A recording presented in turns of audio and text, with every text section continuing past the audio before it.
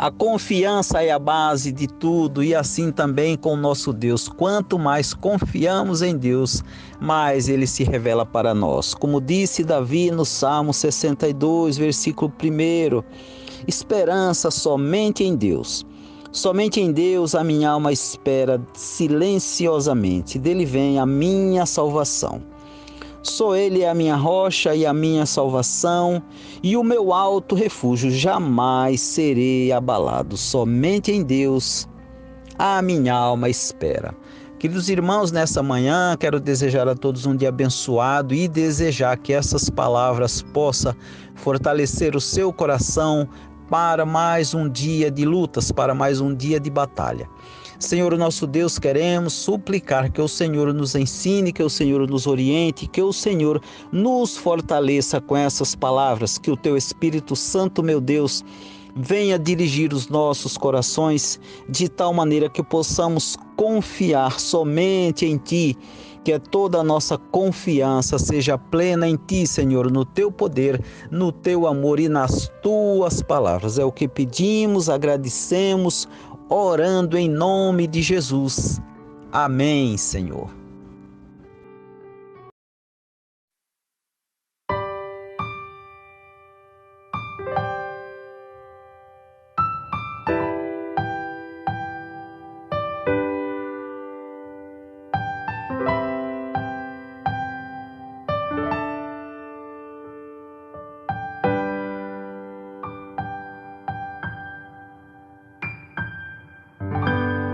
Dormi, ó Mestre, tranquilamente, sem se preocupar com o mar a se agitar. E eu tão fraco, desesperei, Mestre, o barco vai naufragar, mas eu aprendi não duvidar de Cristo, pois até o mar obedece o seu mandar. Se o Mestre contigo vai no barco, confie, ele não vai naufragar.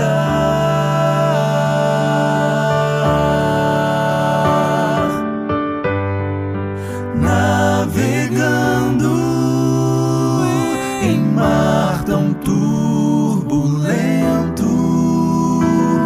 aprenda a confiar naquele que pode o mar acalmar.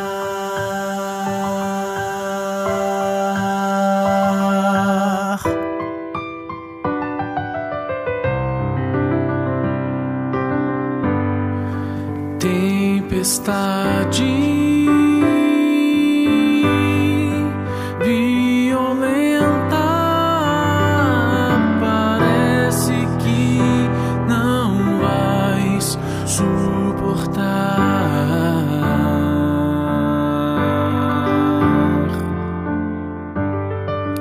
Persevere,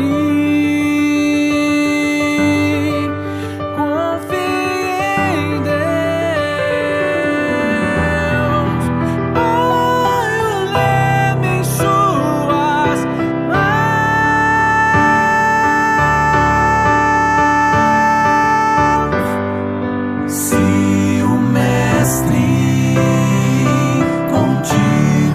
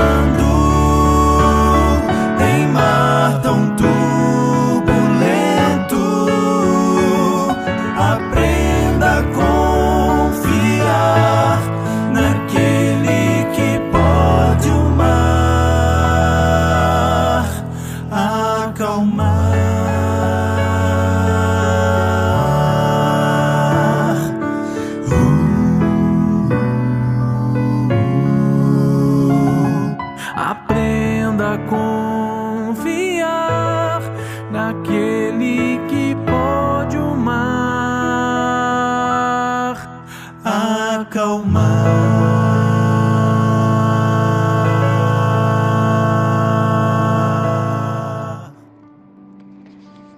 A graça e a paz do Senhor Jesus Cristo seja com todos. É motivo de satisfação, júbilo, comentarmos a palavra do Senhor nosso Deus. Quero comentar a respeito da idolatria nos tempos do profeta Ezequiel,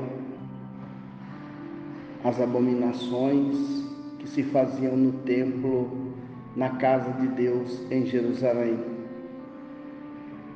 O tema da palavra é a sujeira dentro do templo. Em primeiro lugar, meus amados irmãos e irmãs, devemos estarmos conscientes, conforme escreveu o escritor aos Hebreus no capítulo 4, no versículo 11, versículo 12 e versículo 13. Ora, à vista disso, procuremos diligentemente que ninguém caia no mesmo exemplo de desobediência, porque a palavra de Deus é viva e eficaz e mais cortante do que qualquer espada de dois gumes e penetra até a divisão de alma e espírito e de juntas e medulas e é apta para discernir os pensamentos e intenções do coração. E não há criatura alguma encoberta diante dele, antes todas as coisas estão nuas e patentes aos olhos daquele a quem havemos de prestar contas. Amém. A sujeira dentro do templo. O profeta Ezequiel, um jovem que morava em Judá, teria se preparado a vida toda para a sua profissão predeterminada, devido ao privilégio de fazer parte de uma família nobre, sacerdotal. Ezequiel dedicaria sua vida ao serviço de Deus no templo em Jerusalém. Teria uma posição de respeito diante dos homens, mas de muito maior importância teria a responsabilidade e o privilégio de aproximar-se de Deus de maneira que poucos faziam. Ele serviria na presença do Senhor no templo em Jerusalém. Ele começaria a exercer esta função tão importante aos 30 anos de idade, conforme a lei que Deus revelou a Moisés 800 anos antes do nascimento deste jovem. Quando Ezequiel tinha 25 anos de idade, tudo foi dramaticamente mudado. Sempre é assim. Muitas das vezes no decurso da nossa existência, algumas coisas acontecem e vêm contrário a tudo aquilo que nós projetamos em nosso coração, em nossa mente.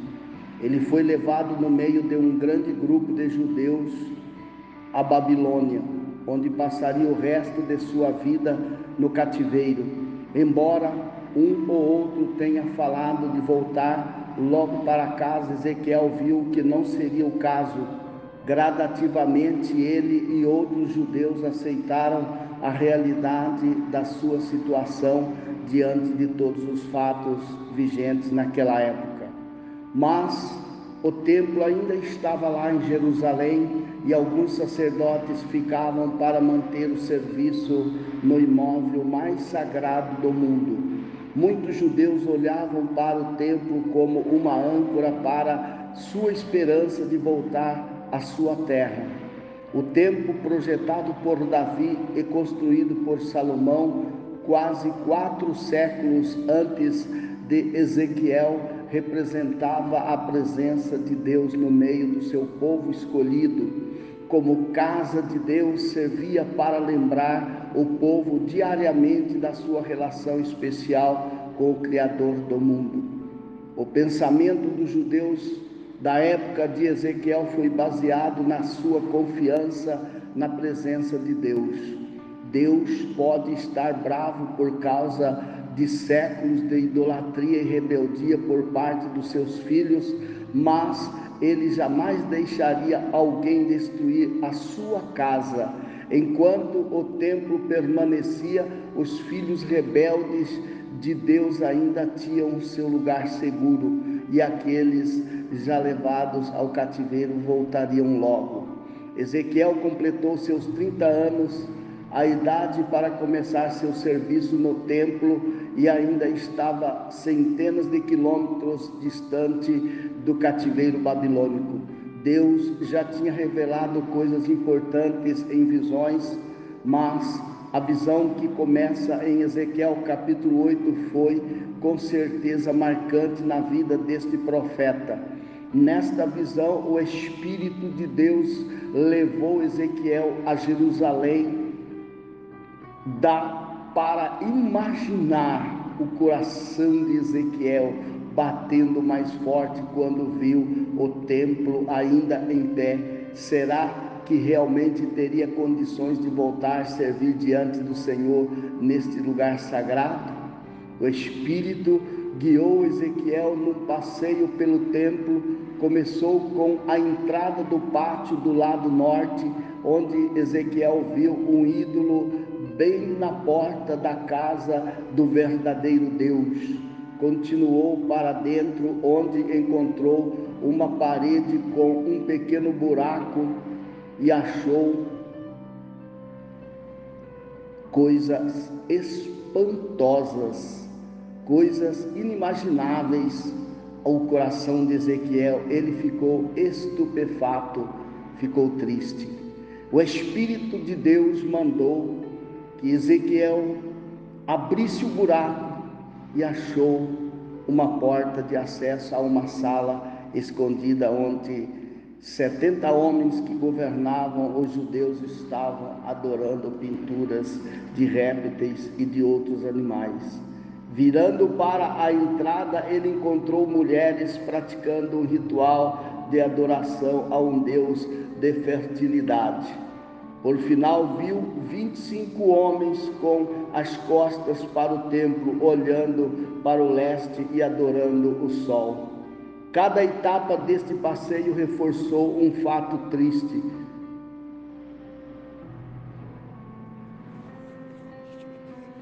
Mas importante.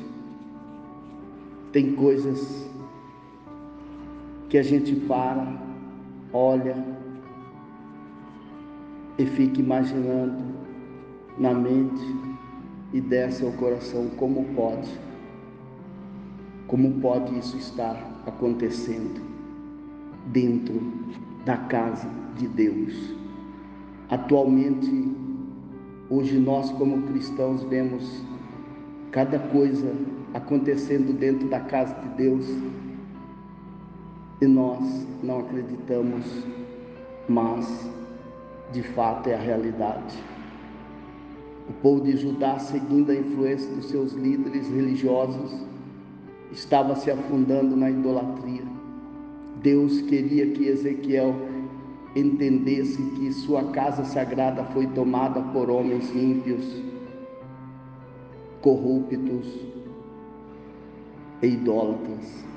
Deus perguntou para Ezequiel: acaso é coisa de pouca monta para a casa de Judá ou fazerem eles as abominações que fazem aqui, para que ainda encham de violência a terra e tornem a irritar-me? Ezequiel capítulo 9, versículo 17. Repito o que Deus perguntou para Ezequiel. Observem bem, observem atentamente as perguntas do eterno Deus a Ezequiel. Acaso é coisa de pouca monta para a casa de Judá ou fazerem eles as abominações que fazem aqui, para que ainda encham de violência a terra e tornem a irritar-me? Ezequiel capítulo 9, verso 17. Os judeus do 6º século antes de Cristo achavam normal uma perigosa mistura da religião do único Deus verdadeiro com os costumes pagãos dos povos ao seu redor. Deus achou esta mistura abominável e por isso prometeu castigar o povo e destruir a casa que foi construída para a sua própria honra.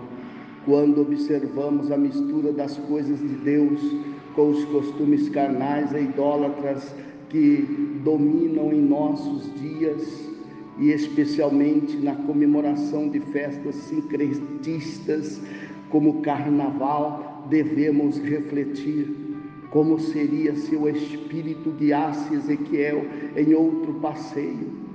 Será que o refrão deste guia seria o mesmo de Ezequiel capítulo 8, verso 16, verso 13, verso 15?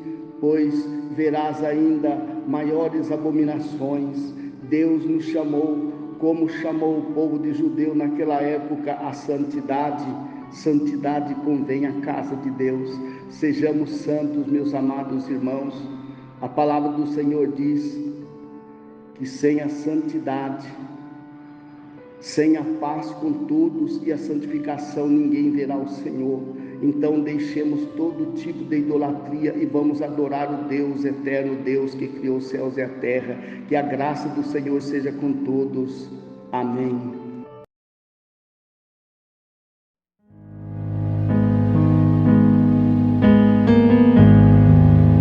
Somente olhar a Ti, Senhor.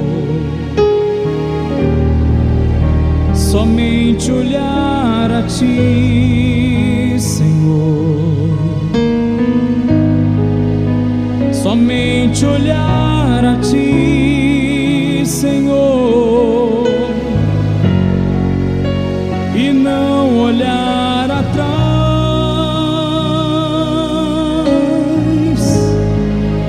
Seguir Teu caminhar, Senhor.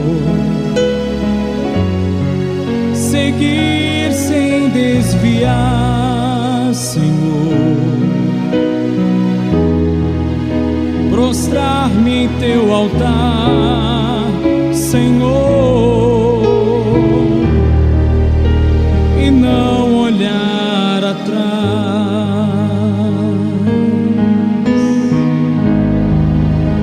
Na minha angústia eu procuro a Ti chegar, procuro só olhar a face do meu Deus. E quando as lutas vêm perturbar minha paz, então repito assim: somente olhar a Ti. Somente olhar a Ti, Senhor. Somente olhar a Ti, Senhor. Somente olhar a Ti, Senhor, e não olhar atrás.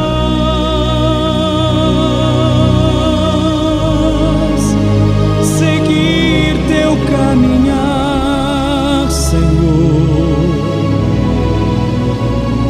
Seguir sem desviar, Senhor. Prostrar-me em Teu altar, Senhor, e não olhar atrás.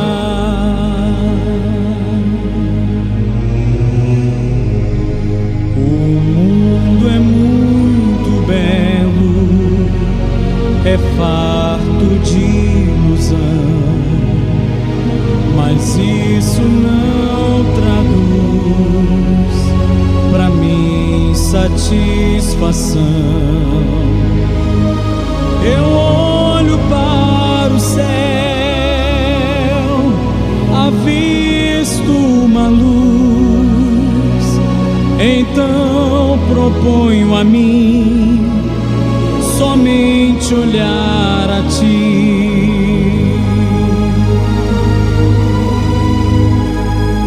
somente olhar a Ti, Senhor,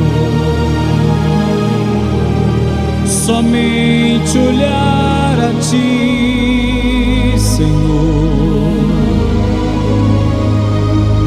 somente olhar a Ti, Senhor, e não olhar atrás,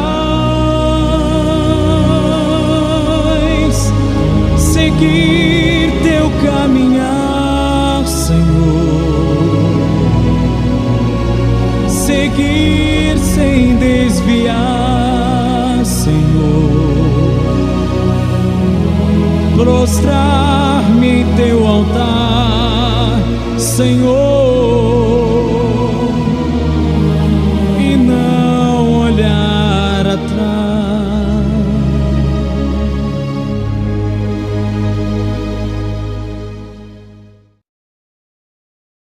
Somente olhar a Ti, Senhor, e não olhar atrás. Seguir Seu caminhar, seguir sem vacilar. Nós possamos nesta manhã, meu Deus, estar cada vez mais confiante nesta palavra, que nós possamos cada dia mais Te seguir conforme a Tua palavra. Queremos desejar a todos um dia abençoado. O Senhor te abençoe, te guarde, te conceda um dia abençoado, firmado cada vez mais nos caminhos do Senhor e na confiança da palavra de Deus.